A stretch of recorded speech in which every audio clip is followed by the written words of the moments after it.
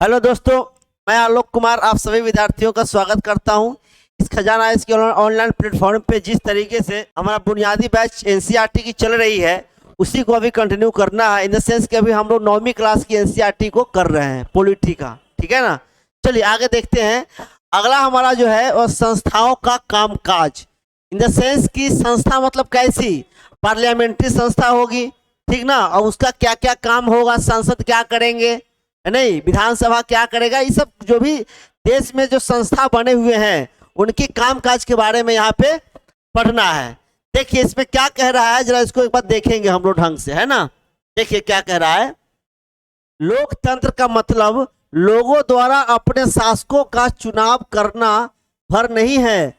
लोकतांत्रिक व्यवस्था में शासकों को भी कुछ कायदे कानूनों को मानना होता है। मतलब समझ में आ गया ना क्या कह रहा है। देखिए लोकतंत्र में सिर्फ ये मत समझिएगा आप, ठीक है, कि लोकतंत्र का मतलब ये है कि जनता सिर्फ वोट दे दिया बात खत्म। नहीं, जो लोग चुन के जाते हैं, जिनको आप नेता कहते हो ना, चाहे वह पोस्ट कोई भी हो, पद कोई भी हो, उनके भी हमारे संविधान ने काम फिक्स किया है कि आप अगर राष्ट्रपति हैं तो आप क्या काम करेंगे, उससे हट के नहीं कर सकते।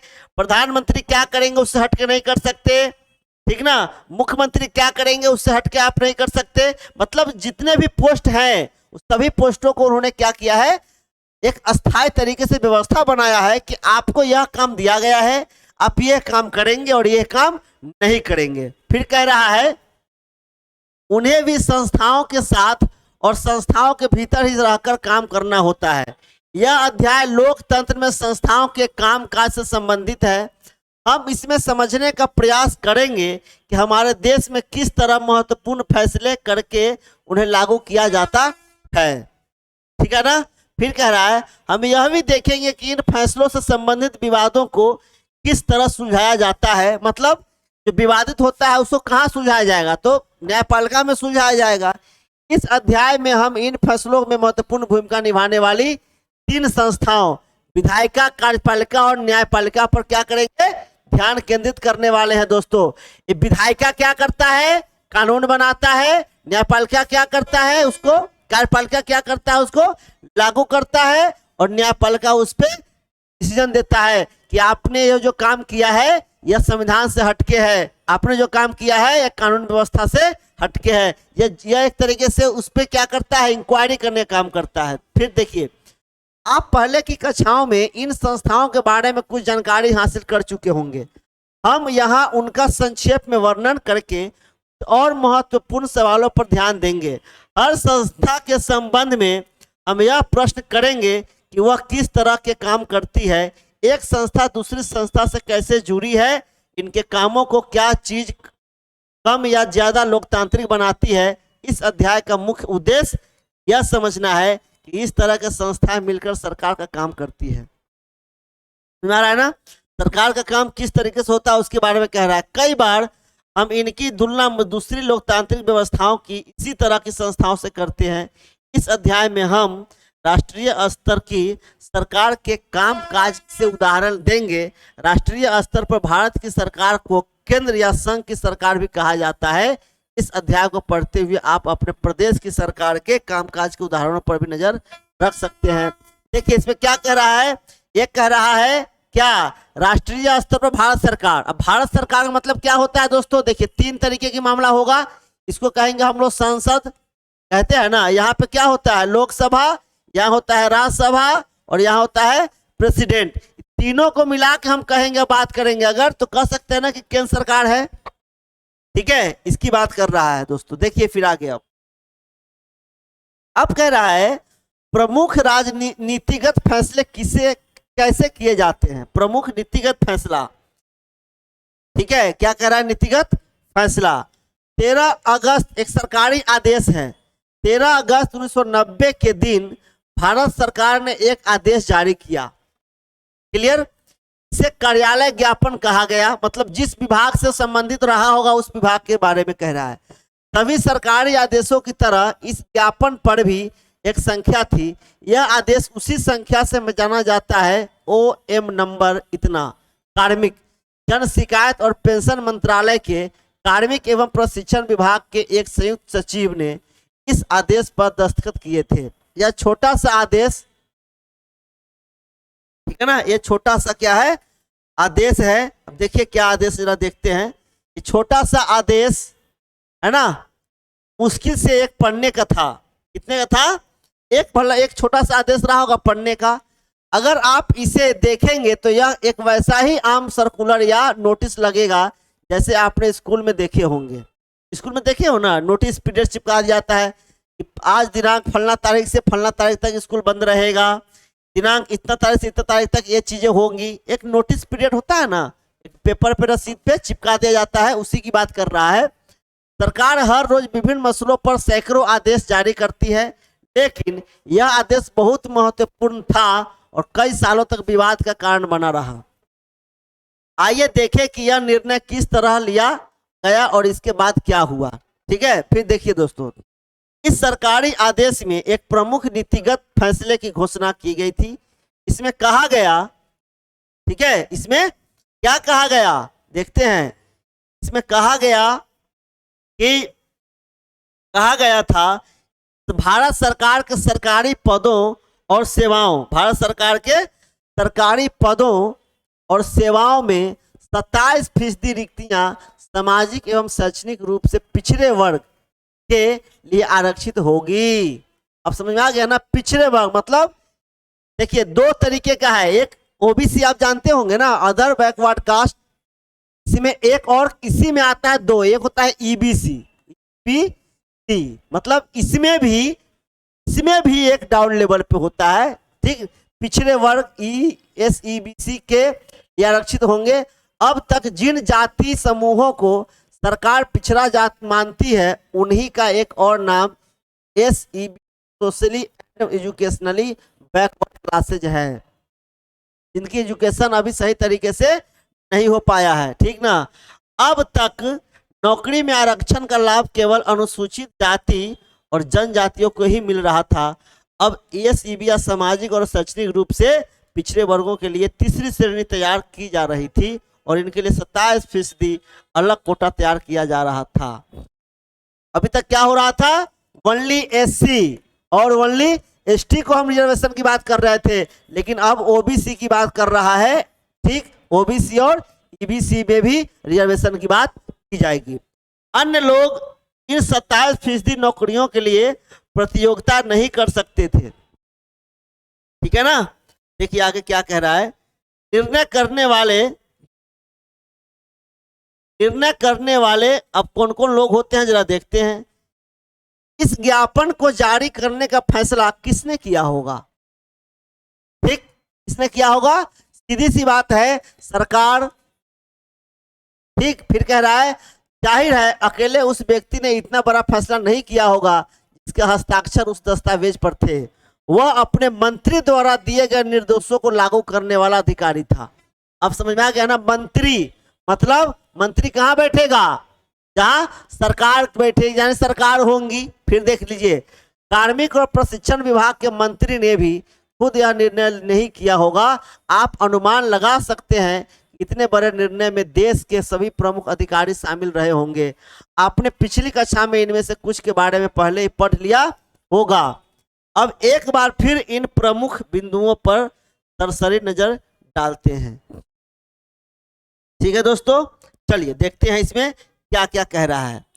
राष्ट्रपति है ना, राष्ट्रपति राष्ट्राध्यक्ष होता है और औपचारिक रूप से देश का सबसे बड़ा अधिकारी होता है। ठीक ना, क्या होता है? सबसे बड़ा अधिकारी होता है। फिर कह रहा है प्रधानमंत्री सरकार का प्रमुख होता है और दरअसल सरकार की ओर से अधिकांश अधिकारों का इस्तेमाल कौन करता है? वही करता है, मतलब प्रधानमंत्री करता है। देखिए, प्रधानमंत्री जो का जो पोस्ट है वह वास्तविक रूप में की बात करें तो सरा हेड यही है, लेकिन अगर संवैधानिक रूप की बात करें तो हेड कौन होगा?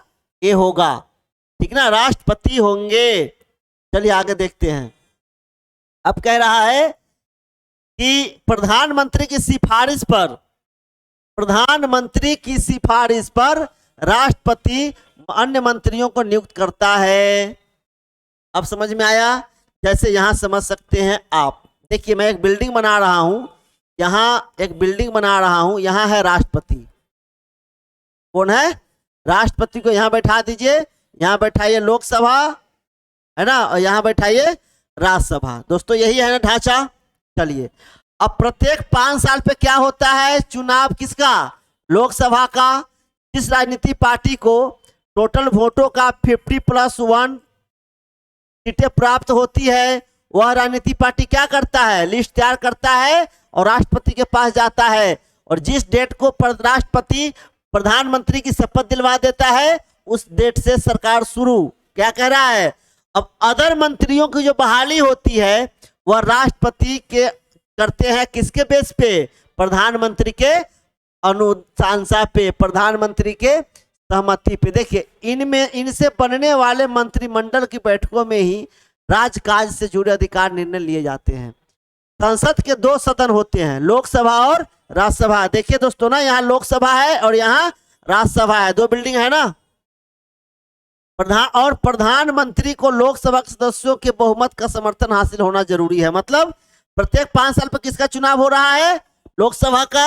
यानी कि लोकसभा में अगर सीटें हैं 50+1, मतलब आज जितनी सीटें चाहिए उससे आधा से अधिक सीटें अगर जिस राजनीति पार्टी को आ गया, उसी राजनीति पार्टी डिसाइड करेगा कि प्रधानमंत्री किसको बनाना है। ध्यान रखिएगा, ठीक ना। फिर कह रहा है, क्या कार्यालय ज्ञापन के फैसले के मामले में यह सब शामिल थे? इसके बारे में पता करते हैं। आइए देखते हैं क्या करते हैं, पता इसमें क्या हो रहा है ना। चलिए, अब कह रहा है, यह सरकारी आदेश एक लंबे घटना चक्र का परिणाम था, ठीक ना। भारत सरकार ने 1979 में दूसरा पिछड़ी जाति आयोग गठित किया था। एक क्वेश्चन है, ध्यान रखिएगा दोस्तों, ये आपका क्या है? क्वेश्चन है, ठीक। इसकी अध्यक्षता बीपी मंडल ने की थी। देगा आपसे कि दूसरा पिछड़ी आयोग जाति आयोग का जो अध्यक्ष थे वो कौन थे? बीपी मंडल, ठीक। इसी के कारण इसे आमतौर पर मंडल आयोग कहते हैं, ठीक है। इसे भारत में सामाजिक और शैक्षिक रूप से पिछड़े वर्गों की पहचान के लिए मापदंड तय करने और उनका पिछड़ापन दूर करने के उपाय बताने का जिम्मा सौंपा गया। इस आयोग ने 1980 में क्या किया? 1980 में अपनी सिफारिशें दी। आयोग द्वारा सुझाए गए उपायों में एक सिफारिश थी, सरकारी नौकरियों में सामाजिक और शैक्षणिक रूप से पिछड़े वर्गों के लिए 27% आरक्षण देना। समझ में आ गया ना। इस रिपोर्ट और उसकी सिफारिशों पर संसद में चर्चा हुई। भाई, रिपोर्ट जब सरकार के सामने आएगा तो क्या होता है? उस पर फिर संसद में, पार्लियामेंट में चर्चा होता है। चर्चा होने के बाद जाकर फाइनली राष्ट्रपति थप्पड़ लगाते हैं और वह कानून में अमल में लाया जाता है। वर्षों तक कई पार्टियां और संसद इसे लागू करने की मांग करते रहे। फिर 1989 में 1989 में लोकसभा चुनाव हुआ, ठीक ना। क्या हुआ? लोकसभा चुनाव हुआ और फिर फाइनली क्या हुआ? जनता दल ने अपने चुनाव घोषणा पत्र में वादा किया कि सत्ता में आने पर वह मंडल आयोग की सिफारिशों को लागू करेगा। अब समझ में आ गया ना, रिजर्वेशन की बात समझ में आ गई। चुनाव के बाद जनता दल की ही सरकार बनी और इसके नेता वीपी सिंह प्रधानमंत्री बने। इसके बाद कई घटनाएं हुई। देखिए क्या होता है। पहला कह रहा है कि नई सरकार ने संसद में राष्ट्रपति के भाषण के जरिए, ठीक है, राष्ट्रपति के भाषण के जरिए मंडल रिपोर्ट लागू करने की अपनी मंशा की घोषणा की। 6 अगस्त 1990 को केंद्रीय कैबिनेट की बैठक में इसके बारे में एक औपचारिक निर्णय किया गया। फिर कह रहा है, अगले दिन प्रधानमंत्री वीपी सिंह ने एक बयान के जरिए इस निर्णय के बारे में संसद के दोनों सदनों को सूचित, मतलब अब ये फाइनल कर दिया कि हम मंडल आयोग को क्या करेंगे? गठित करेंगे। मंडल आयोग का जो सिफारिशें थी हम उसको एक्सेप्ट करेंगे, यानी कि हम उसको अब मानेंगे, ठीक है ना। अब देखिए इसी में क्या हुआ, कैबिनेट के फैसले को कार्मिक तथा प्रशिक्षण विभाग को भेज दिया गया। विभाग के वरिष्ठ अधिकारियों ने कैबिनेट के निर्णय के मुताबिक एक आदेश तैयार किया और मंत्री की स्वीकृति केंद्रीय सरकार की तरफ से ली। एक अधिकारी ने उस आदेश पर हस्ताक्षर किए और इस तरह 13 अगस्त 1990 को OM नंबर इतना तैयार हो गया। समझ में आ गया ना? मतलब क्या है ये प्रोसेस? अरे भाई सरकार मैं हूं, मान लीजिए मैं सरकार हूं, मैं प्रधानमंत्री हूं, मैंने कमीशन गठित कर दी, कमीशन मुझे रिपोर्ट दिया, तो हम संसद में रखवाएंगे ना। जब तक संसद में यह चीज पास नहीं होगी तब तक कैसे उसको हम इम्प्लीमेंट करवाएंगे? वही बात कह रहा है। अगले कुछ महीने तक यह देश का सबसे ज्यादा चर्चित मुद्दा बना रहा। सभी अखबार और पत्रिकाओं में इस मुद्दे पर तरह तरह के विचार आए, बहस चली। इसके चलते कई प्रदर्शन और जवाबी प्रदर्शन हुए। इनमें से कुछ हिंसक भी थे, जिससे नौकरियों के हजारों अवसर प्रभावित होने वाले थे। इसलिए लोगों की प्रतिक्रिया बहुत तीखी थी। कुछ लोगों का मानना था कि भारत में विभिन्न जातियों के बीच, भारत में अलग अलग जातियों के बीच क्या होगा, थोड़ी सी बदलाव आएगी, अलग अलग जातियों के बीच, ठीक है, असमानता के कारण ही नौकरियों में आरक्षण जरूरी है। उनका मानना था इससे उन लोगों को बराबरी पर आने का मौका मिलेगा जिनको सरकारी नौकरियों में अभी तक उचित प्रतिनिधित्व नहीं मिला। क्लियर है दोस्तों? दूसरे पक्ष के लोगों का मानना था कि इस निर्णय से जो पिछड़े वर्ग के नहीं हैं उनके अवसर छीनेंगे, अधिक योग्यता होने पर भी उनको नौकरियां नहीं मिलेगी। ठीक, कुछ लोगों का मानना था इससे जातिवाद बढ़ेगा, जिससे देश की प्रगति और एकता पर असर होगा। यह निर्णय अच्छा था या नहीं, इस अध्याय में हम इस बारे में बात नहीं करेंगे, क्योंकि जो है देखो निर्णय तो गलत नहीं रहा होगा, क्योंकि जिनका अभी भी स्थिति ठीक नहीं है, जो शिक्षा के मामले में पिछड़े हुए हैं, समाज में पिछड़े हुए हैं, दबे हुए वर्ग के लोग हैं, उनको उठाने के लिए ही तो रिजर्वेशन की बात होती है। रिजर्वेशन का तो और कोई मकसद और कोई उद्देश्य तो है नहीं। हम इस उदाहरण को यहाँ सिर्फ यह समझने के लिए बात कर रहे हैं देश में प्रमुख निर्णय कैसे लिए जाते हैं और उन्हें कैसे लागू किया जाता है। ठीक है ना? चलिए आगे। फिर इस विवाद का निपटारा किसने किया? आप जानते हैं कि सरकारी निर्णय से उठने वाले विवादों का निपटारा सर्वोच्च न्यायालय और उच्च न्यायालय करते हैं। कौन करता है? सर्वोच्च न्यायालय और उच्च न्यायालय। मैंने बोला था ना, न्यायपालिका क्या काम है? विधायिका और कार्यपालिका। विधायिका कानून बना देगा। अरे भाई विधायिका क्या करेगा? विधायिका कानून बनाएगा, ठीक, और कार्यपालिका लागू करेगा, और न्यायपालिका क्या करेगा? इन दोनों के द्वारा जो काम किया गया है उसकी जांच करती है, यानी कि उसकी देखभाल करती है, उसकी सुरक्षा के काम करती है। ठीक, फिर कह रहा है इस आदेश के विरोधी कुछ लोगों और संस्थाओं ने अदालतों में कई मुकदमे दायर कर दिए। उन्होंने अदालत से इस आदेश को अवैध घोषित करके लागू होने से रोकने की अपील की। भारत के सर्वोच्च न्यायालय ने इन सभी मुकदमों को एक साथ जोड़ दिया। ठीक है, इस मुकदमे को इंदिरा साहनी एवं अन्य बनाम भारत सरकार मामला कहा जाता है। दोस्तों ध्यान रखिएगा एक क्वेश्चन। ठीक है, सर्वोच्च न्यायालय के 11 सबसे वरिष्ठ न्यायाधीशों ने दोनों पक्षों की दलीलें सुनी। ठीक है, उन्होंने 1992 में बहुमत से फैसला किया कि भारत सरकार का यह आदेश अवैध नहीं है, लेकिन सर्वोच्च न्यायालय ने सरकार से उसके मूल आदेश में कुछ संशोधन करने को कहा, मतलब कुछ उसमें परिवर्तन करिए। ने कहा कि पिछड़े वर्ग के अच्छी स्थिति वाले लोगों को आरक्षण का लाभ नहीं मिलना चाहिए। मतलब बिल्कुल सही कह रहा है। अब ये चैलेंज हो गया, भाई कैसे फिल्टर करेंगे आप? ठीक ना, कि इस मान लीजिए ओबीसी कैटेगरी का तो है, लेकिन अमीर परिवार का है, उसको तो नहीं मिलना चाहिए रिजर्वेशन, लेकिन इसको फिल्टर करना हमारे लिए चुनौती हो गया। ठीक, फिर कह रहा है उसी के मुताबिक 8 सितंबर 1993 को कार्मिक एवं प्रशिक्षण मंत्रालय ने एक और आदेश जारी किया। यह विवाद सुलझ गया और तभी से इस नीति पर अमल किया जा रहा है। ठीक है, अब देखते हैं इसमें क्या बात हुई। देखिए इसमें क्या मामला आया। आरक्षण के मामले में किसने क्या किया? सर्वोच्च न्यायालय कैबिनेट मंत्री है। सर्वोच्च न्यायालय ने कहा मंडल आयोग की सिफारिशों को लागू करने की औपचारिक घोषणा की। सर्वोच्च न्यायालय ने कैबिनेट आदेश जारी करके घोषणा को लागू कर दिया और राष्ट्रपति 27% आरक्षण देने का फैसला किया और सरकारी अधिकारी आरक्षण को वैध करार दिया। मतलब क्या है, अब इसको मिलाना है कि कौन गलत है क्या सही है।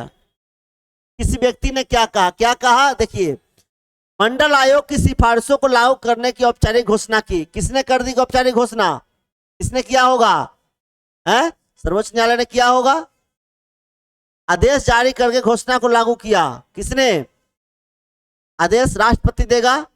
27% आरक्षण देने का फैसला किया किसने? कैबिनेट ने किया और सरकारी अधिकारी आरक्षण को वैध करार दे दिया। ठीक है, देखिए आगे क्या कह रहा है। राजनीतिक संस्थाओं की आवश्यकता, राजनीतिक संस्थाओं की आवश्यकता क्यों है के बारे में कह रहा है। हमने एक उदाहरण देखा कि सरकार कैसे काम करती है। किसी देश को चलाने में इस तरह की कई गतिविधियां शामिल होती है। मिसाल के तौर पर सरकार पर नागरिकों की सुरक्षा सुनिश्चित करने और सबको शिक्षा एवं स्वास्थ्य सुविधा मुहैया कराने की जिम्मेदारी होती है।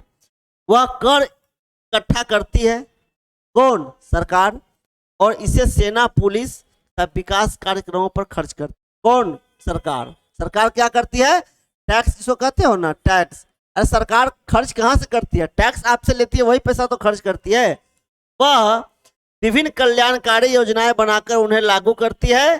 कुछ व्यक्तियों को इन गतिविधियों को चलाने के लिए फैसला करना होता है, कुछ लोगों को इन्हें लागू कराना होता है। अगर इन फैसलों या फिर लागू करने में कोई विवाद उठता है तो यह तय करने वाला भी कोई होना चाहिए क्या सही है और क्या गलत। सबके लिए यह जानना भी जरूरी है कि कौन किस काम को करने के लिए जिम्मेदार है। यह भी जरूरी है कि भले ही प्रमुख पदों पर बैठे लोग बदल जाए लेकिन ये गतिविधियां जारी रहे। ठीक है ना। फिर कह रहा है, लिहाजा सभी आधुनिक लोकतांत्रिक देशों में इन कामों को देखने के लिए विभिन्न व्यवस्थाएं की गई है। इस तरह की व्यवस्थाओं को संस्थाएं कहते हैं। अलग अलग काम करने के लिए अलग अलग व्यवस्था बनाया गया है, सिस्टम बनाया गया है, संस्था बनाया गया है, उसी को कहते हैं क्या? संस्था व्यवस्था। कोई भी लोकतंत्र तभी ठीक से काम करता है जब वे संस्थाएं अपने काम को अच्छी तरीके से कर रही होगी, है ना, अच्छी तरह करती है। किसी भी देश के संविधान में प्रत्येक संस्था के अधिकारियों को, प्रत्येक संस्था के अधिकारों और कार्यों के बारे में बुनियादी नियमों का वर्णन होता है। दिए गए उदाहरण में हमने इस तरह की विभिन्न संस्थाओं को काम करते देखा है। ठीक है। प्रधानमंत्री और कैबिनेट ऐसी संस्था है जो सभी महत्वपूर्ण नीतिगत फैसले करती है। ठीक। फिर कह रहा है, मंत्रियों द्वारा किए गए फैसले को लागू करने के उपायों के लिए एक निकाय के रूप में जिम्मेदार होते हैं। सर्वोच्च न्यायालय वह संस्था है जहां नागरिक और सरकार के बीच विवाद अंततः सुलझाए जाते हैं। क्लियर है ना। सर्वोच्च न्यायालय क्या करता है? अरे भाई, इसका काम ही है विवाद को सुलझाना, है ना। फिर कह रहा, क्या आप इस उदाहरण में दूसरी संस्थाओं के बारे में सोच सकते हैं? ठीक है। क्या कह रहा है? याद, इसके बारे में आप सोच सकते हैं उनकी भूमिका क्या है। संस्थाओं के साथ काम करना आसान नहीं है। संस्थाओं के साथ कायदे कानून जुड़े होते हैं, इससे नेताओं के हाथ बंध सकते हैं। ठीक। संस्थाओं के काम काज में कुछ बैठकें, कुछ समितियां और कुछ, ठीक ना, कुछ रूटीन काम होता है, कुछ सामान्य रूटीन होता है। इसके कारण अक्सर काम में देरी और परेशानियां होती है। तो कहते हैं ना, प्रोसेस नहीं कहते, और सरकारी काम लेट से होता है। भाई, डिसीजन एक व्यक्ति के हाथों में नहीं होता। अगर एक व्यक्ति के हाथों में होगा तो राजतंत्र हो जाएगा ना। फिर उसके लिए प्रोसेस है, एक अफसर दूसरे अफसर को प्रमोट करेगा, वो किसी और को करेगा, इस तरीके की बात करता है। इसलिए संस्थाओं के साथ काम काज में परेशानी महसूस की जा सकती है। मैंने बोला ना, वही। ऐसे में कोई सोच सकता है कि क्या एक ही व्यक्ति सारे फैसले ले तो ज्यादा बेहतर होगा। कायदे कानून और बैठकों की क्या जरूरत है, पर यह सोच लोकतंत्र की बुनियादी भावना के अनुकूल नहीं है। ठीक। संस्थाओं के कामकाज के तरीकों से जो कुछ परेशानियां होती है या थोड़ा वक्त लगता है, वह भी कई मायने में उपयोगी होता है। किसी भी फैसले के पहले अनेक लोगों से राय विचार करने का अवसर मिल जाता है। संस्थाओं के कारण एक अच्छा फैसला झटपट करना आसान नहीं होता, लेकिन संस्थाएं बुरा फैसला भी जल्दी ले पाना मुश्किल बना देती है। ठीक ना, बुरा फैसला भी आप नहीं ले सकते जल्दी, क्योंकि होता क्या है ना कि अगर आप जल्दी से डिसीजन कोई भी कामों में ले लेंगे या कुछ कर लेंगे तो क्या होगा, इससे आपका धीरे धीरे हो सकता है गलत डिसीजन हो जाए, और जब गलत डिसीजन हो जाएगा तो लोकतंत्र पे क्या होगा, उसका बुरा प्रभाव जाएगा। उसी की बात कह रहा है। इसी कारण लोकतांत्रिक सरकारें संस्थाओं पर जोर देती है। मतलब अब कोई भी काम होगा, कोई भी डिसीजन होगा तो एक संस्था करेगी, संस्था के द्वारा किया जाएगा, अकेले कोई व्यक्ति उसमें काम डिसीजन नहीं लेगा। ठीक है ना। अब कह रहा है संसद। संसद क्या होता है, जरा इसको हम लोग अभी समझेंगे। देखिए, संसद के 3 पार्ट होते हैं भाई। ठीक ना, अभी हम लोगों ने जस्ट इसके बारे में पढ़ा है। वैसे 3 लोग होते हैं। यहाँ पे होता है लोकसभा, ठीक, यहाँ होता है राज्यसभा, ठीक, और यहाँ होता है राष्ट्रपति। ठीक है, तीनों को मिला के हम क्या कहते हैं, संसद। ध्यान रखिएगा दोस्तों, तीनों को मिला के क्या कहते हैं, संसद। ठीक, यही संसद के बारे में आपको पढ़ना है। देखते हैं क्या कहता है। कार्यालय ज्ञापन के उदाहरण में क्या आपको संसद की भूमिका याद है ना। कोई भी बिल पास जब होगा तो तीनों जगह से पास होने के बाद ही वो इंप्लीमेंट होना होगा। ध्यान रखिएगा। शायद नहीं, चूंकि यह फैसला संसद ने नहीं किया था, लिहाजा आपको लग सकता है कि इस फैसले में संसद की कोई भूमिका नहीं थी।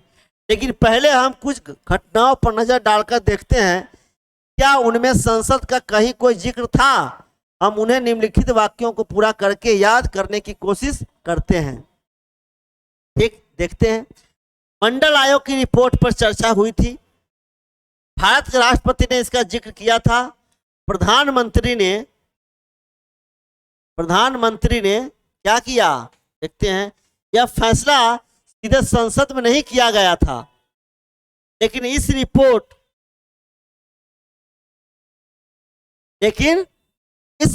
पर संसद में हुई चर्चा से सरकार की राय प्रभावित हुई थी। इसकी वजह से सरकार पर मंडल आयोग की सिफारिश पर कार्रवाई करने के लिए दबाव पड़ा था। अगर संसद इस फैसले के पक्ष में नहीं होती तो सरकार यह कदम नहीं उठा सकती। क्या आप अंदाजा लगा सकते हैं क्यों सरकार यह कदम नहीं उठा सकती थी। ठीक है, आपने पहले किस कक्षा में संसद के बारे में पढ़ा है, तो याद करके यह कल्पना करने की कोशिश कीजिए। अगर संसद ने कैबिनेट के फैसले को मंजूरी न दी होती तो क्या होता, वो कभी नहीं लागू होता भाई। जब संसद ने अब यह अनुमति ही नहीं देगा तो अब लागू होने का मतलब ही नहीं बनता, है ना। अब लिख रहा है हमें संसद की आवश्यकता क्यों है, बहुत जरूरी है। संसद की आवश्यकता क्यों है। हर लोकतंत्र में निर्वाचित जनप्रतिनिधियों की सभा जनता की ओर से सर्वोच्च राजनीतिक अधिकार का प्रयोग करती है, सबको पता है। भारत में निर्वाचित प्रतिनिधियों की राष्ट्रीय सभा को संसद कहा जाता है, जो मैंने अभी बताया आपको फोटो बना के।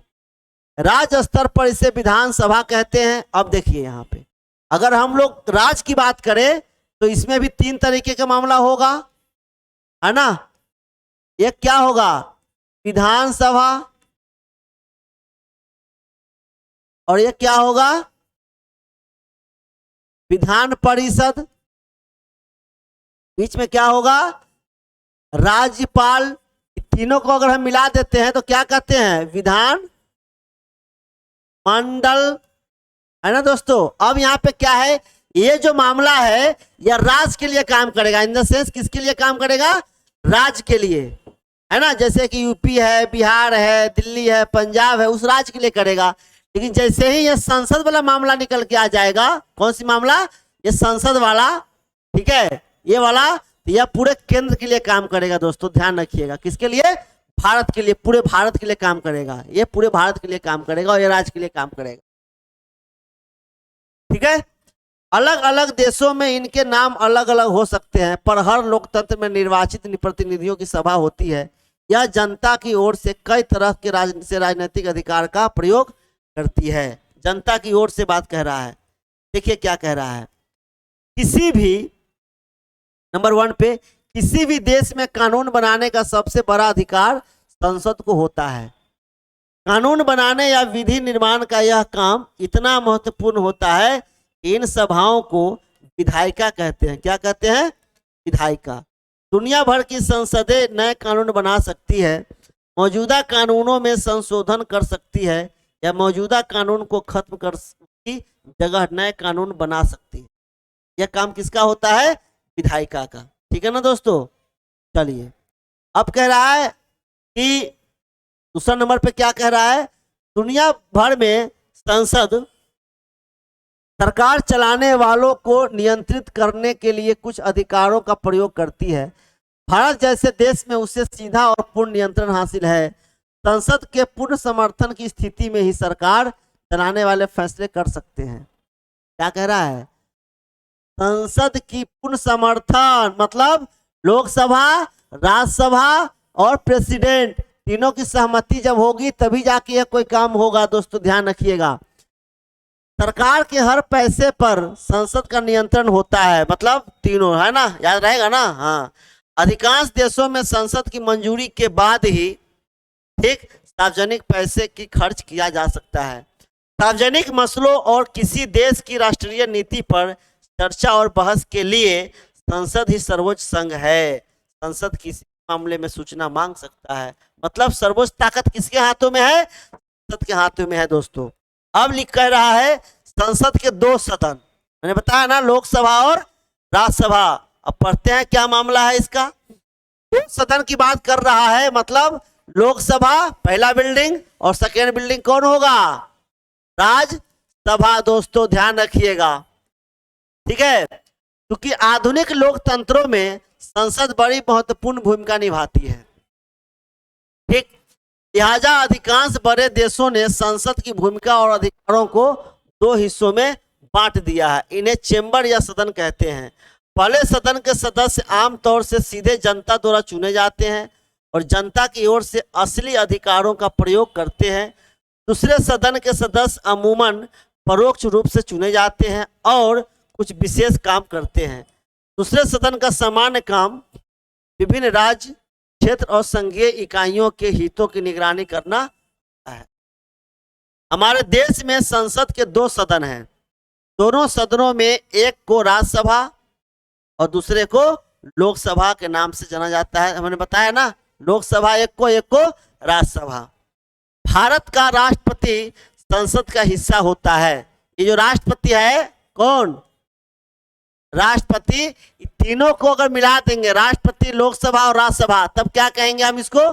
तब संसद कहते हैं। दोस्तों ध्यान रखिएगा, संसद में सिर्फ 2 बिल्डिंग ही काम नहीं करेगा, राष्ट्रपति भी काम करते हैं। हालांकि वह दोनों में से किसी भी सदन का सदस्य नहीं है।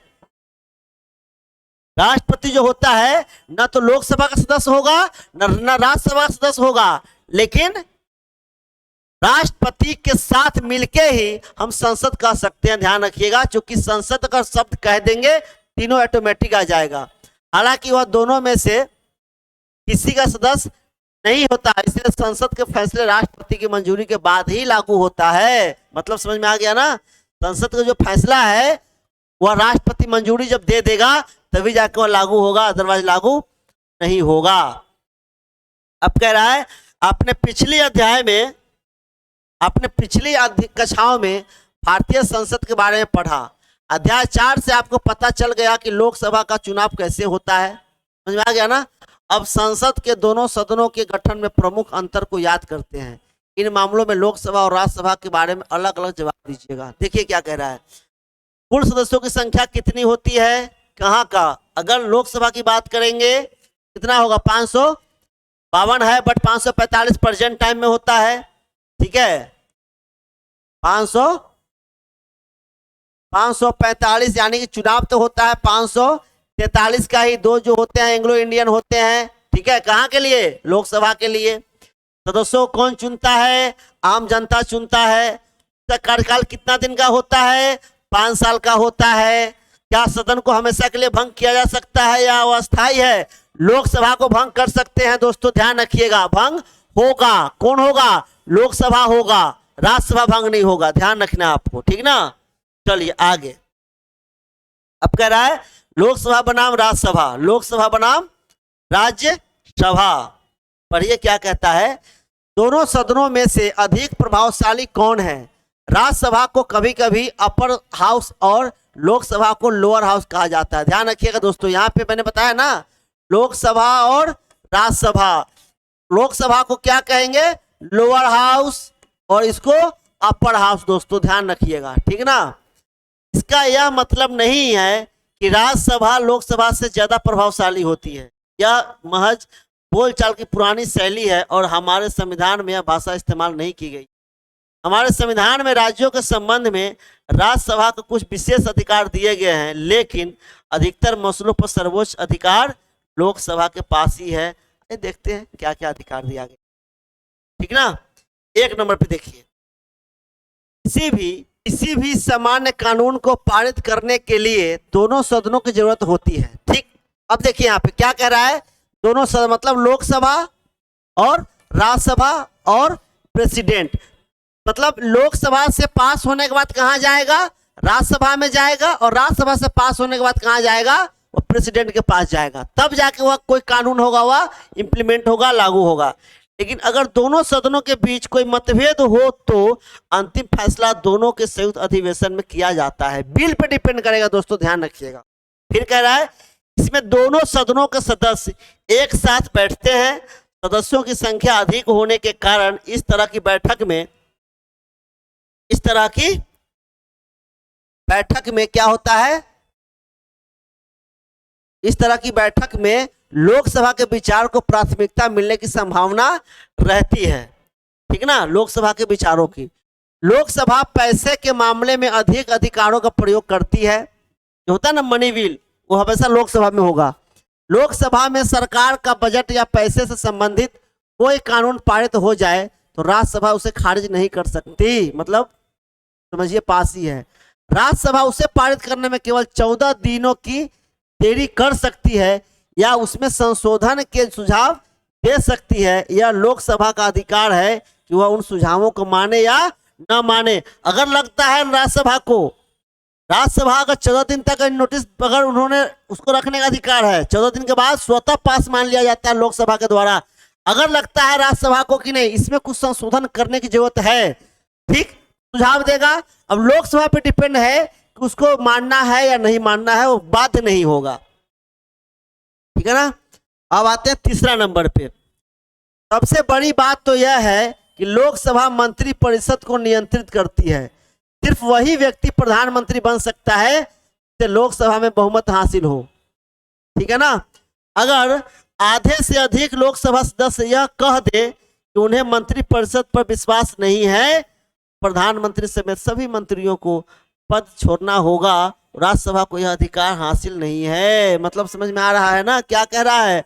अगर आधे से अधिक लोकसभा सदस्य यह कह दे कि उन्हें मंत्री परिषद पर विश्वास नहीं है, मतलब मंत्री परिषद मतलब प्रधानमंत्री के साथ जो अन्य कैबिनेट मंत्री है उसकी बात कर रहा है, ठीक। तो क्या कह रहा है? तो उसको छोड़ना पड़ेगा, ध्यान रखिएगा ये चीज, ठीक है। फिर देखिए क्या कहता है। अब है लोकसभा में एक दिन की बात, चर्चा है लोकसभा में एक दिन की, देखते हैं क्या होता है। देखिए क्या है बात में। 14वीं लोकसभा के कार्यकाल में 7 दिसंबर 2004 एक सामान्य दिन था। आइए इस बात पर गौर करें सदन में इस दिन क्या हुआ। इस दिन की कार्रवाई के आधार पर संसद की भूमिका और अधिकारों की पहचान करें। आप अपनी कक्षा में इस दिन की कार्रवाई का अभिनय कर सकते हैं, ठीक। अब कह रहा है 11 विभिन्न मंत्रियों ने सदस्यों द्वारा पूछे गए करीब 250 प्रश्नों के लिखित जवाब दिए, ठीक है। इन प्रश्नों में शामिल थे क्या क्या, देखते हैं।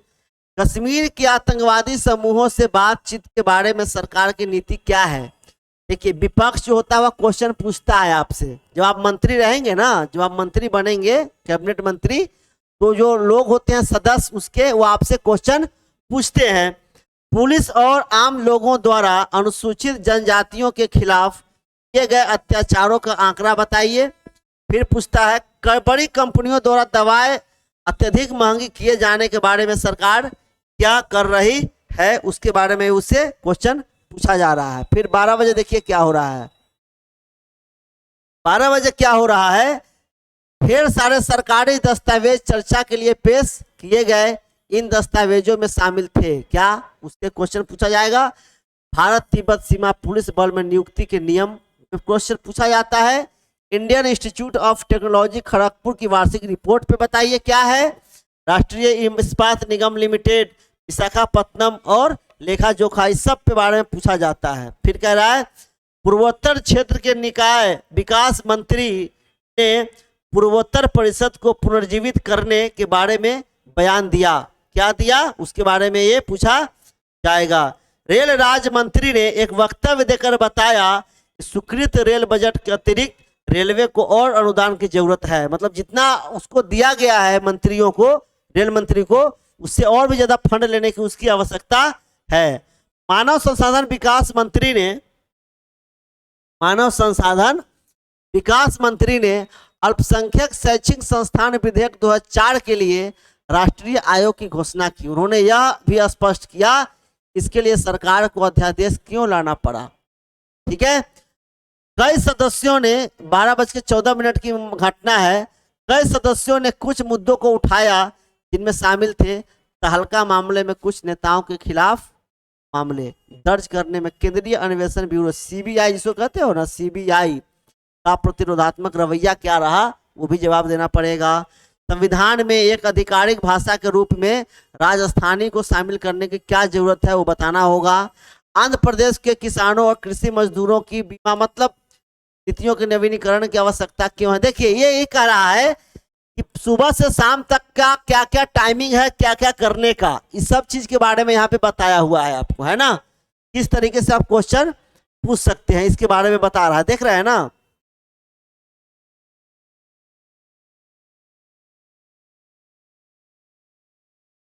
ठीक है,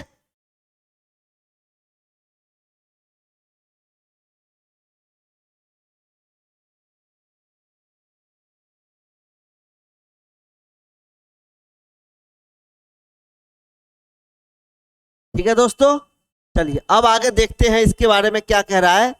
ये कह रहा है कि राजनीतिक कार्यपालिका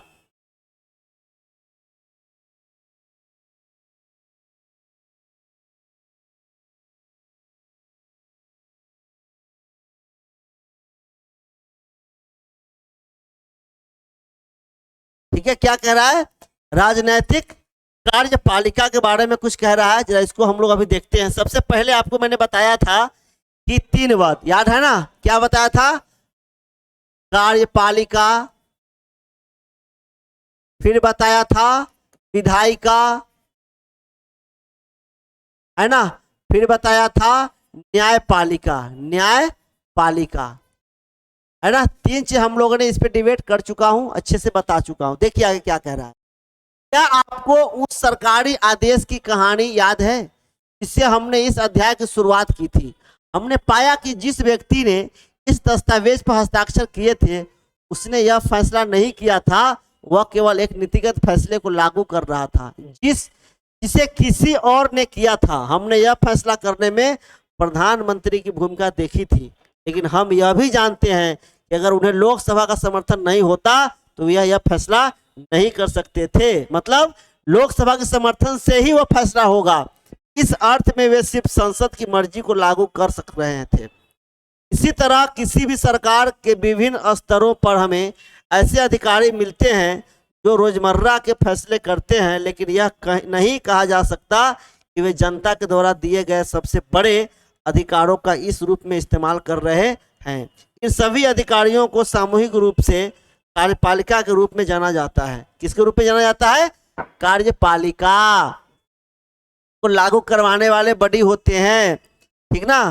फिर कह रहा है, क्या कह रहा है कि सरकार की नीतियों को कार्य रूप देने के कारण इन्हें कार्यपालिका कहा जाता है। मतलब कार्य रूप में समझते हो ना आप, इम्प्लीमेंट कराना।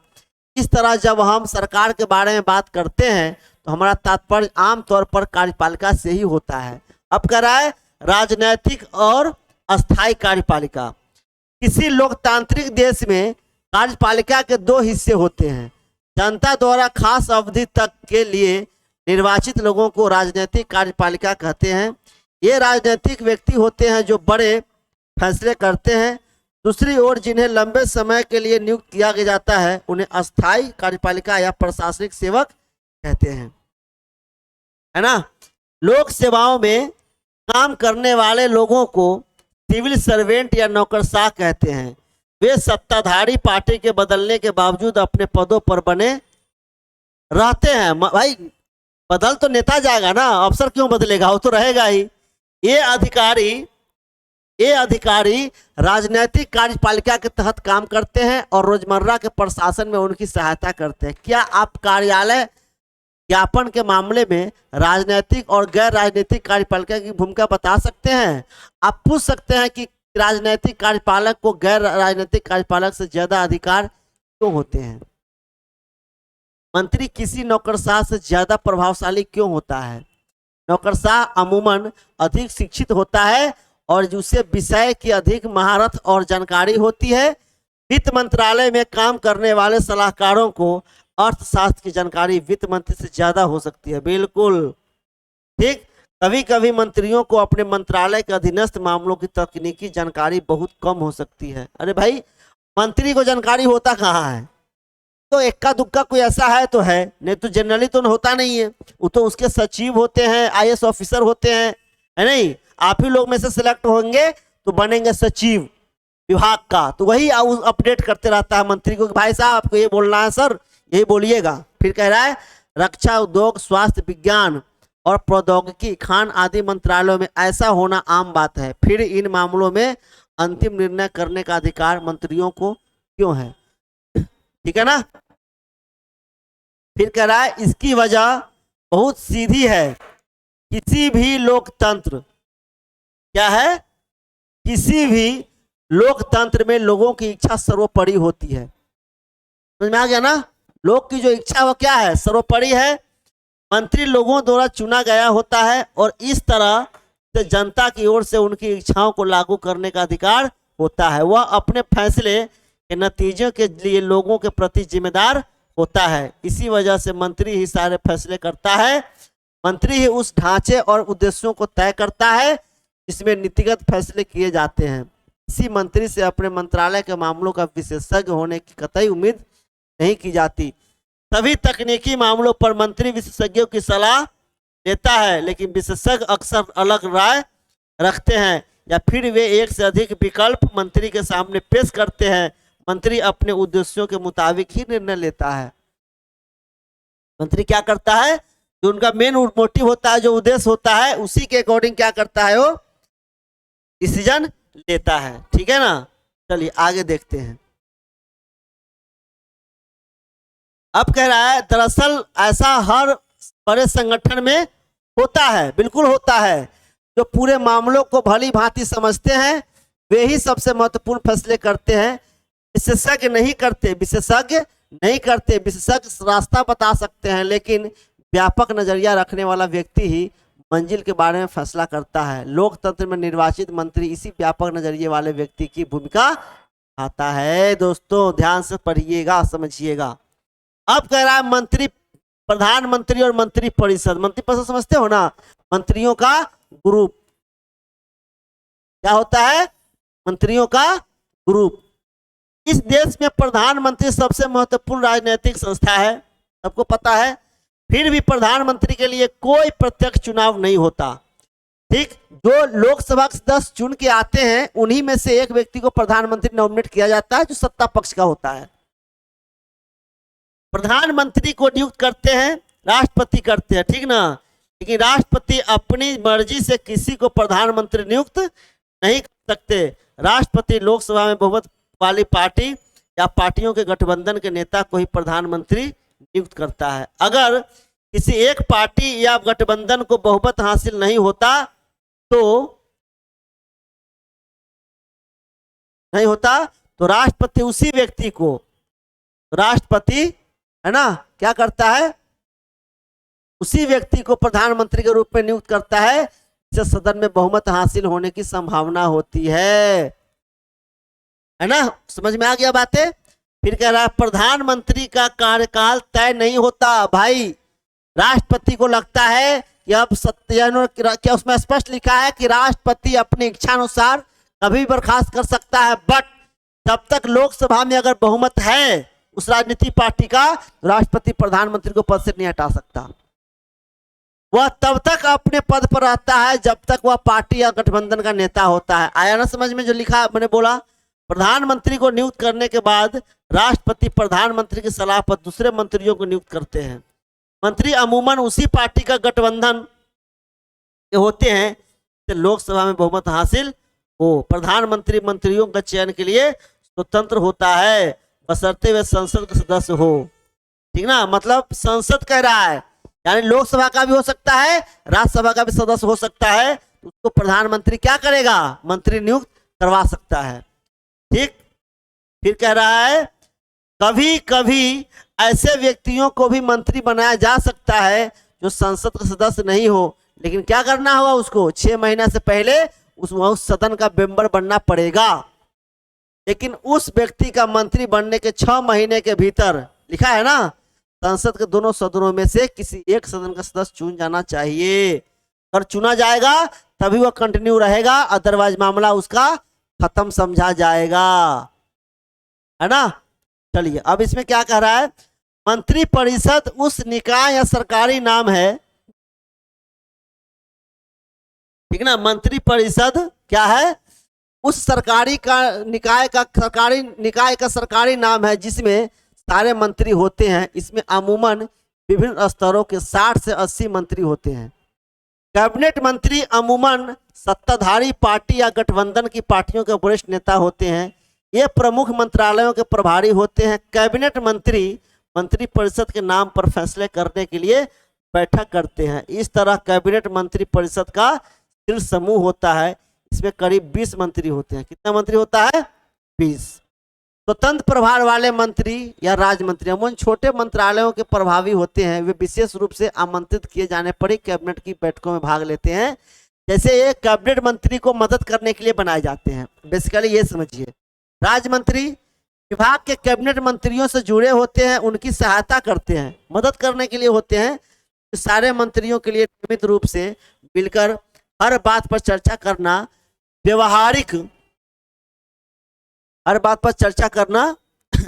व्यवहारिक नहीं है, लिहाजा फैसले कैबिनेट बैठकों में ही किए जाते हैं। इसी वजह से अधिकांश देशों में संसदीय लोकतंत्र को सरकार का कैबिनेट ग्रुप कहा जाता है। कैबिनेट टीम के रूप में काम करती है। कैबिनेट क्या करती है, टीम के रूप में काम करती है। मंत्रियों की राय और विचार अलग हो सकते हैं, लेकिन सबको कैबिनेट के फैसले की जिम्मेदारी लेनी होती है। काम अलग अलग जरूर होगा, लेकिन जिम्मेदारी सबको लेना होगा, अपने अपने विभाग का, अपने अपने काम का, है ना। भले ही कोई फैसला किसी दूसरे मंत्रालय या विभाग का हो, लेकिन कोई भी मंत्री सरकार के फैसले की खुलेआम आलोचना नहीं कर सकता। आलोचना खुलेआम नहीं कर सकते। आप डिबेट करिए। हर मंत्रालय में सचिव होते हैं जो IAS ऑफिसर होते हैं, जो आप जैसे लोग होते हैं। जो नौकरशाह होते हैं, ये सचिव फैसला करने के लिए मंत्री को जरूरी सूचना मुहैया कराते हैं। टीम के रूप में कैबिनेट की मदद कैबिनेट सचिवालय करता है। उसमें कई वरिष्ठ नौकरशाह शामिल होते हैं जो विभिन्न मंत्रालयों के बीच समन्वय स्थापित करने की कोशिश करते हैं। क्या करते हैं, आपस में तालमेल बनाने की कोशिश करते हैं, है ना। चलिए आगे देखते हैं।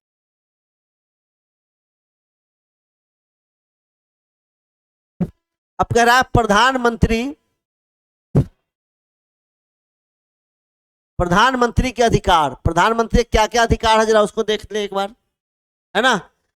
संविधान में प्रधानमंत्री या मंत्रियों के अधिकारों का या एक दूसरे से उनके संबंध के बारे में बहुत कुछ नहीं कहा गया है, लेकिन सरकार के प्रमुख के नाते प्रधानमंत्री के व्यापक अधिकार होते हैं। वह कैबिनेट की बैठकों की अध्यक्षता करता है। वह विभिन्न विभागों के कार्य का समन्वय भी करता है। समन्वय समझते हो ना, एक दूसरे के तालमेल को, कोऑर्डिनेट को करता है। ठीक, मतलब प्रधानमंत्री सभी विभागों का हेड कहिए, करता है। विभागों के विवाद के मामले में उसका निर्णय अंतिम माना जाता है। वह विभिन्न विभागों की सामान्य निगरानी करता है। सारे मंत्री उसी के नेतृत्व में काम करते हैं। प्रधानमंत्री मंत्रियों को काम का वितरण और पुनर्वितरण करता है। काम का कौन कौन मंत्रालय किसको देना है। किसी मंत्री को बर्खास्त करने का भी अधिकार होता है। जब प्रधानमंत्री अपना पद छोड़ता है तो पूरा मंत्रिमंडल इस्तीफा दे देता है। मतलब अगर कोई मंत्री इस्तीफा देगा तो सरकार का इस्तीफा नहीं माना जाएगा, लेकिन अगर प्रधानमंत्री इस्तीफा दे देगा खत्म। फिर कह रहा है इस तरह अगर भारत में कैबिनेट सबसे अधिक प्रभावशाली संस्था है तो कैबिनेट के भीतर सबसे प्रभावी व्यक्ति प्रधानमंत्री ही होता है। दुनिया के सभी संसदीय लोकतंत्रों में प्रधानमंत्री के अधिकार हाल के दशकों में इतने बढ़ गए हैं कि संसदीय लोकतंत्र को कभी कभी सरकार का प्रधानमंत्री रूप कहा जाने लगा है।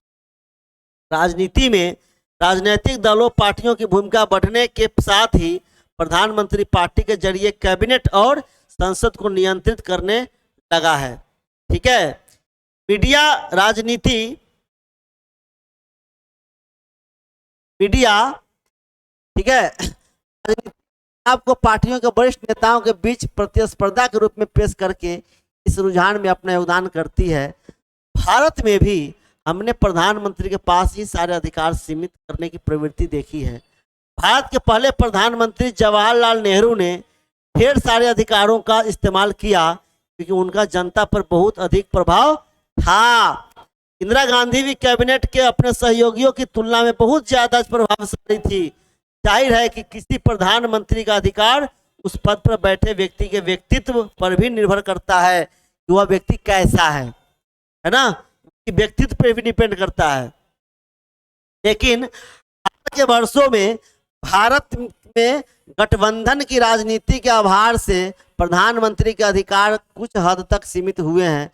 गठबंधन सरकार का प्रधानमंत्री अपनी मर्जी से फैसले नहीं कर सकता। उसे अपनी पार्टी के भीतर विभिन्न समूहों और गुटों के साथ गठबंधन के साझेदारों की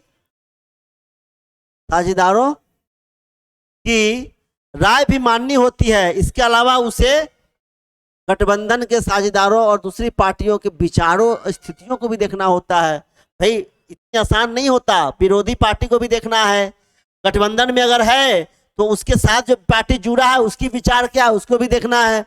आखिर उन्हीं के समर्थन के आधार पर सरकार टिकी होती है। मतलब क्या कहते हैं गठबंधन, मतलब छोटे छोटे पार्टियों को मिला के नहीं लोग सपोर्ट करते हैं, उसी की बात कह रहा है। अब आता है राष्ट्रपति। एक ओर जहां प्रधानमंत्री सरकार का प्रमुख होता है वहीं राष्ट्रपति राष्ट्राध्यक्ष होता है। हमारी राजनीतिक व्यवस्था में राष्ट्राध्यक्ष केवल नाम मात्र के अधिकारों का प्रयोग करता है। भारत का राष्ट्रपति ब्रिटेन की महारानी की तरह होता है। मतलब ऐसे अगर हम बात करें तो राष्ट्रपति कौन होगा, भारत का राजा होगा, गार्जियन होगा, जिसका काम आलंकारिक अधिक होता है। राष्ट्रपति देश की सभी राजनीतिक संस्थाओं के काम की निगरानी करता है ताकि वे राज्य के उद्देश्यों को हासिल करने के लिए मिलजुल कर काम कर सके। ठीक। फिर कह रहा है राष्ट्रपति का चयन जनता द्वारा प्रत्यक्ष रूप से नहीं किया जाता। कौन करता है राष्ट्रपति का चुनाव? लोकसभा के निर्वाचित सदस्य, फिर विधानसभा के निर्वाचित सदस्य। ठीक ना, संसद सदस्य और राज्य की विधानसभाओं के संसद सदस्य, मतलब समझ रहे हो ना, लोकसभा राज्यसभा के निर्वाचित सदस्य की बात कर रहा है। तो चुनते हैं। राष्ट्रपति पद के प्रत्याशी को चुनाव जीतने के लिए बहुमत क्या कर रहा है, बहुमत है ना, बहुमत हासिल करना होता है। इससे यह तय हो जाता है कि राष्ट्रपति पूरे राष्ट्र का प्रतिनिधित्व करता है, लेकिन राष्ट्रपति उस तरह से प्रत्यक्ष जनादेश का दावा नहीं कर सकता इस तरह से प्रधानमंत्री करते हैं। राष्ट्रपति का जनता डायरेक्ट वोट नहीं करते, इनडायरेक्ट। हमने विधायकों को चुना, हमने सांसदों को चुना, वही सांसद विधायक इनको चुनते हैं। इससे यह तय हो जाता है राष्ट्रपति कहने मात्र के लिए कार्यपालक की भूमिका निभाता है। राष्ट्रपति के अधिकारों के मामले में भी यही बात लागू होती है। अगर आप संविधान को सरसरी तौर पर पढ़ें तो आप सोचेंगे कि ऐसा कुछ नहीं है जो राष्ट्रपति ना कर सके। सारी सरकारी गतिविधियां राष्ट्रपति के नाम पर ही होती है। सारे कानून और सरकार के प्रमुख नीतिगत फैसले के नाम से जारी होते हैं। सभी प्रमुख नियुक्तियां राष्ट्रपति के नाम पर ही होती है। वह भारत के मुख्य न्यायाधीश, सर्वोच्च न्यायालय है ना, सर्वोच्च, देखिए ये प्रधानमंत्री जी शपथ ले रहे हैं। न्यायालय और राज्य के उच्च न्यायालयों के न्यायाधीशों है ना, राज्यपालों, चुनाव आयुक्तों और दूसरे देशों में राजदूतों आदि को नियुक्त करता है। सभी अंतर्राष्ट्रीय संधियां और समझौते उसी के नाम से होते हैं।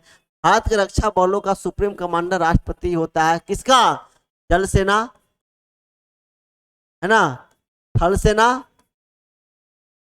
और वायुसेना, तीनों का अध्यक्ष कौन होता है? राष्ट्रपति। ध्यान रखिएगा। लेकिन हमें यह याद रखना हो चाहिए कि राष्ट्रपति इन अधिकारों का इस्तेमाल मंत्री परिषद की सलाह पर ही करता है। राष्ट्रपति मंत्री परिषद को अपनी सलाह पर पुनर्विचार करने के लिए कह सकता है, लेकिन अगर वही सलाह दोबारा मिलती है तो उसे मानने के लिए बाध्य होता है।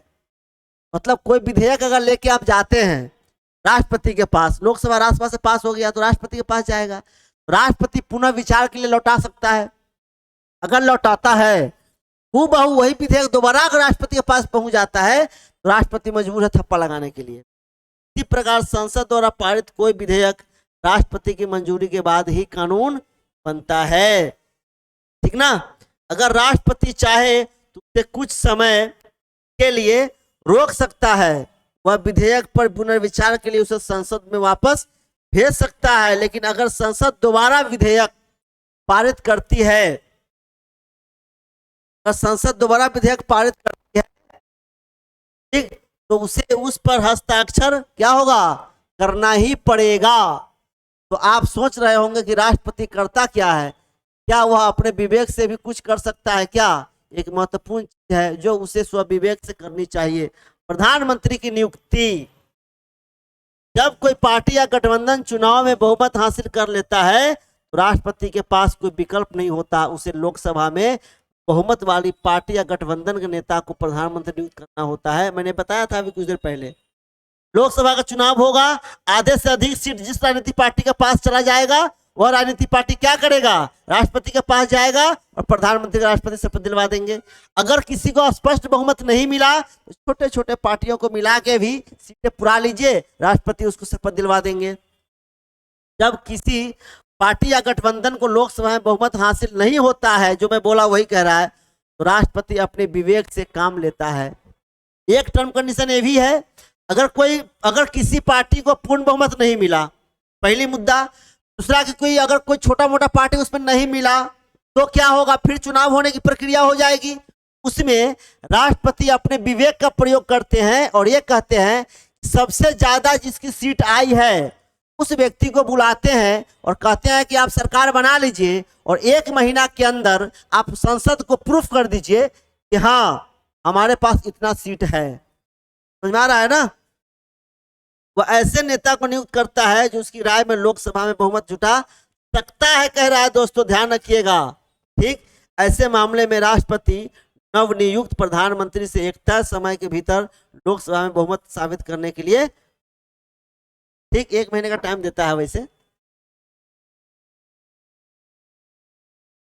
अब है राष्ट्रपति प्रणाली। राष्ट्रपति की प्रणाली क्या है?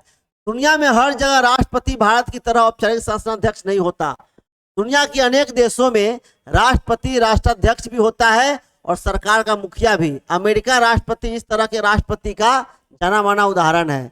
इसका चुनाव लोग प्रत्यक्ष वोट से करते हैं। कहाँ की? अमेरिका का। वही अपने मंत्रियों का चुनाव और नियुक्ति करता है। कानून बनाने का काम अभी भी विधायिका ठीक करती है, पर राष्ट्रपति किसी भी कानून को वीटो के अधिकार से रोक सकता है। सबसे बड़ी बात यह है राष्ट्रपति बनने के लिए उसे कांग्रेस के बहुमत के समर्थन की जरूरत नहीं होती। मतलब ये अमेरिका की बात कह रहा है, ध्यान रखिएगा। और न ही वह उसके प्रति उत्तरदायी है। उसका 4 साल तय कार्यकाल है। कितना साल? अपने यहाँ कितना साल है? 5 साल, उसका 4 साल। और अपनी पार्टी का कांग्रेस में बहुमत न होने पर भी, कांग्रेस मतलब वहां की पार्लियामेंट को ना कांग्रेस कहते हैं, ध्यान रखिएगा, वह आराम से अपना कार्यकाल पूरा करता है। अमेरिकी मॉडल को लातिनी अमेरिकी के अनेक देशों और सोवियत संघ का हिस्सा रहे कई देशों में अपनाया गया है। सरकार के इस स्वरूप में राष्ट्रपति की भूमिका केंद्रीय होती है, इसलिए इसे राष्ट्रपति प्रणाली कहा जाता है। ब्रिटेन के मॉडल को मानने वाले भारत जैसे देशों में संसद ही सर्वोच्च होती है, ध्यान रखिएगा। ये भारत की बात कर रहा है, इसलिए हमारी प्रणाली को शासन की प्रणाली कहा जाता है। ठीक है ना। अब कह रहा है इलियम्मा, ठीक ना, क्या है इलियम्मा। ये सब क्वेश्चन है। अन्ना कुट्टी और मेरी मॉल राष्ट्रपति के विषय वाले हिस्सों को पढ़ती है। वे तीनों एक से एक सवाल करती है। देखते हैं। इलियम्मा कहती है अगर राष्ट्रपति और प्रधानमंत्री किसी नीति पर असहमत हो तो क्या होगा। असहमत हो नहीं होगा पास। मुझे यह बेतुका लगता है कि सशस्त्र बलों का सुप्रीम कमांडर राष्ट्रपति हुआ तो एक भारी बंदूक भी नहीं उठा सकता। अरे भाई, उठाना ही नहीं है उसको। कमांड का मतलब यह है कि वो राजा है, मालिक है, गार्जियन है, देश का हीरो वही है। तो उसके अंडर में नहीं होगा तो सेना आर्मी तो किसके अंडर में होगा।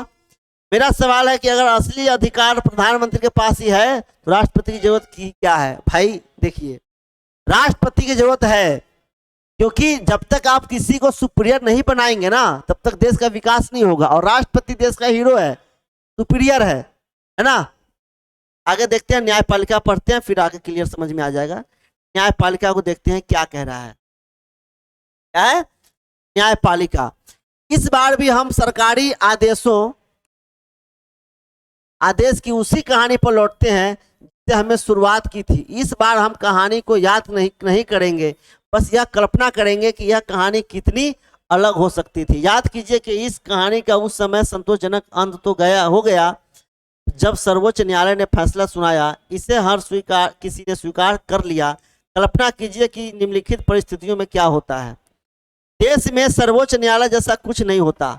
देखिए, ठीक, तो कल्पना कीजिए कि ऐसा क्या होता। सर्वोच्च न्यायालय तो होता पर उसके पास सरकार की कार्यवाहियों को आंकने का अधिकार नहीं होता। उसे अधिकार होता मगर सर्वोच्च न्यायालय से कोई निष्पक्ष न्याय की उम्मीद नहीं होती। भले ही वह निष्पक्ष फैसला सुना देता, लेकिन सरकार के आदेश के खिलाफ अपील करने वाले उसके फैसलों को नहीं मानते तो कहाँ सिस्टम चल पाएगा। इसी वजह से लोकतंत्रों के लिए स्वतंत्र और प्रभावशाली न्यायपालिका को जरूरी माना जाता है। देश के विभिन्न स्तरों पर मौजूद अदालतों को सामूहिक रूप से न्यायपालिका कहा जाता है। ठीक ना। ये बिल्कुल कैसा है, बिल्कुल स्वतंत्र है, किसी नेता किसी राजनेता के प्रेशर में काम नहीं करता। इसका अपना एक अलग काम है। ठीक है ना। देखिए आगे क्या कह रहा है। अब देखिए क्या है इसमें। भारतीय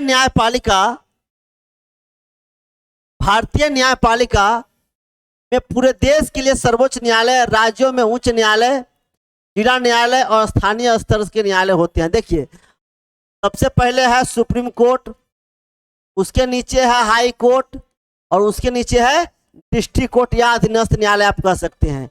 ये पूरी भारत के लिए काम करेगा। ये हर राज्यों के लिए अपना अपना काम करेगा और ये हर एक जिला के लिए काम करेगा। ठीक है। भारत में न्यायपालिका एकीकृत है, मतलब समझ रहे हो ना। इससे किसी को मतलब नहीं है, इसका अपना ढांचा अलग है। इसका मतलब यह है कि सर्वोच्च न्यायालय देश में न्यायिक प्रशासन को नियंत्रित करता है। देश की सभी अदालतों को उसका फैसला मानना होता है।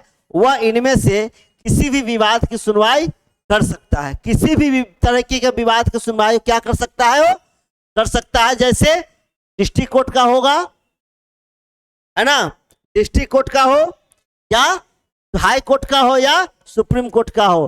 देश के नागरिकों के बीच, नागरिकों और सरकार के बीच किस किस मुद्दे पर करता है, दो या उससे अधिक राज्य सरकारों के बीच, केंद्र और राज्य सरकारों के बीच। इस सभी मामलों पर सुनवाई कौन करता है, सुप्रीम कोर्ट करेगा। दोस्तों ध्यान रखिएगा। यह फौजदारी और दीवानी मामले में अपील कर के लिए सर्वोच्च संस्था है। फौजदारी समझते हो ना, सिविलियन, दीवानी मतलब फौजदारी मतलब क्रिमिनल और सिविलियन मतलब दीवानी। मतलब कि मामूली लड़ाई झगड़ा अगर होता है इसमें, अगर मर्डर, अपहरण, रेप, बलात्कार होता है तो इसमें यह उच्च न्यायालयों के फैसले के खिलाफ सुनवाई कर सकता है। न्यायपालिका की स्वतंत्रता का मतलब है कि वह विधायिका या कार्यपालिका के नियंत्रण में नहीं है। अब समझ में आ गया ना। न्यायाधीश सरकार के निर्देश या सत्ताधारी पार्टी की मर्जी के मुताबिक काम नहीं करते। इसी वजह से सभी आधुनिक लोकतंत्रों में अदालतें विधायिका और कार्यपालिका के अधीन ही नहीं होती। भारत ने इस लक्ष्य को हासिल कर लिया है। राष्ट्रपति सर्वोच्च न्यायालय और उच्च न्यायालयों के न्यायाधीशों को प्रधानमंत्री की सलाह पर और सर्वोच्च न्यायालय के मुख्य न्यायाधीश के मशविरे से नियुक्त करता है। व्यवहारिक तौर पर अब इस व्यवस्था में सर्वोच्च न्यायालय के वरिष्ठ न्यायाधीश, ठीक है, वरिष्ठ न्यायाधीश सर्वोच्च न्यायालय को उच्च न्यायालयों के नए न्यायाधीशों को चुनते हैं। इसमें राजनीतिक कार्यपालिका की दखल की गुंजाइश बेहद कम है। सर्वोच्च न्यायालय ने सबसे वरिष्ठ न्यायाधीश को ही अमूमन मुख्य न्यायाधीश नियुक्त किया जाता है, जो सीनियर होते हैं। एक बार किसी व्यक्ति को सर्वोच्च न्यायालय या उच्च न्यायालय का न्यायाधीश नियुक्त करने के बाद उसे उसके पद से हटाना लगभग असंभव हो जाता है। बड़ा लंबा प्रक्रिया, फिर पार्लियामेंट संसद के द्वारा उसके लिए पेश किया जाएगा, फिर उसको सूचना दी जाएगी, फिर जाके पास जब 14 दिन की सूचना के बाद जब इन्फॉर्मेशन उसको कंप्लीट लगेगा, कमेटी बैठाई जाती है, जब जाके उसके राष्ट्रपति उसको हटाते हैं। बहुत लंबा प्रोसेस है। हटाना भारत के राष्ट्रपति को हटाना जितना ही मुश्किल है। किसी भी न्यायाधीश को संसद के दोनों सदनों में अलग अलग 2/3 बहुमत से अविश्वास प्रस्ताव पारित करके हटाया जा सकता है। बहुत लंबा लोचा है इसके लिए। भारतीय लोकतंत्र में ऐसा कभी नहीं हुआ है अभी तक तो नहीं हुआ, जो होगा देखेंगे। भारत की न्यायपालिका दुनिया की सबसे अधिक प्रभावशाली न्यायपालिकाओं में से एक है। सर्वोच्च न्यायालय और उच्च न्यायालयों को देश के संविधान की व्याख्या का अधिकार है। ठीक है, देश के संविधान की व्याख्या का अधिकार है। अगर उन्हें लगता है कि विधायिका का कोई कानून या कार्यपालिका की कोई कार्रवाई संविधान के खिलाफ है, तो वे केंद्र और राज्य स्तरों पर ऐसे कानून कार्रवाई को अपमान घोषित कर सकते हैं। इस तरह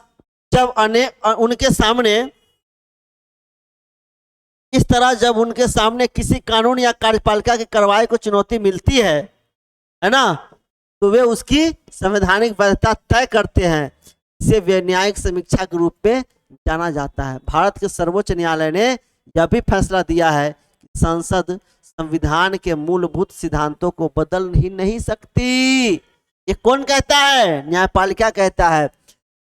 भारतीय न्यायपालिका के अधिकार और स्वतंत्रता उससे मौलिक अधिकारों के रक्षक के रूप में काम करने की क्षमता प्रदान करते हैं।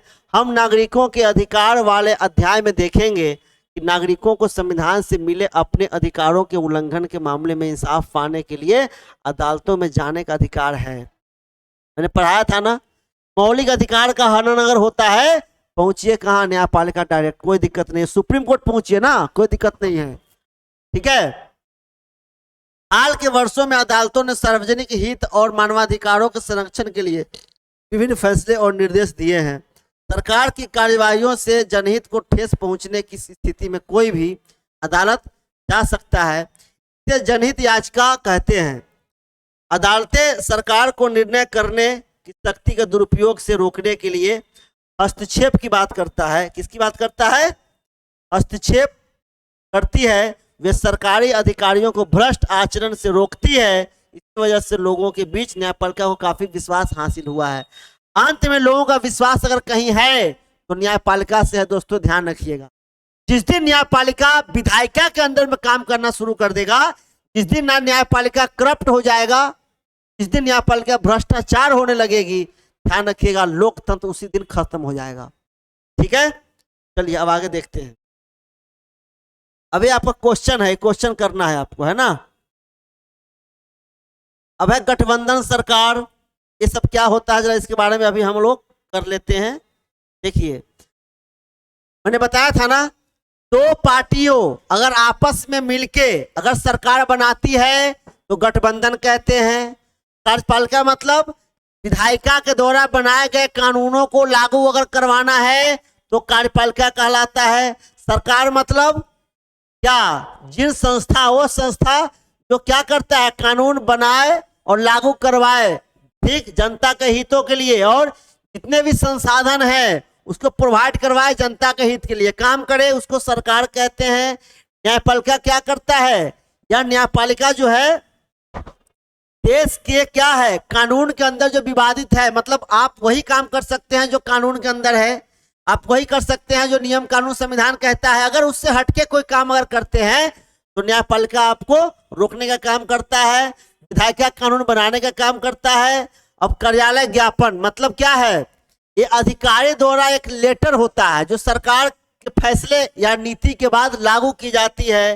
राजनीतिक संस्था मतलब समझते हो ना, देश की सरकार राजनीतिक जीवन के आचार को नियमित करने वाली प्रक्रियाओं का एक समूह। जैसे राजनीतिक संस्था, जैसे बड़े बड़े ग्रुप नहीं बनाए जाते हैं संस्था इलेक्शन वाला। आरक्षण मतलब रिजर्वेशन की बात करता है, यानी कि जिन व्यक्तियों का विकास अभी नहीं हुआ है, जो समाज के निचले पैदान पे खड़े हैं, उनको ऊपर उठाने के लिए जो बात करता है उसको आरक्षण की बात करते हैं।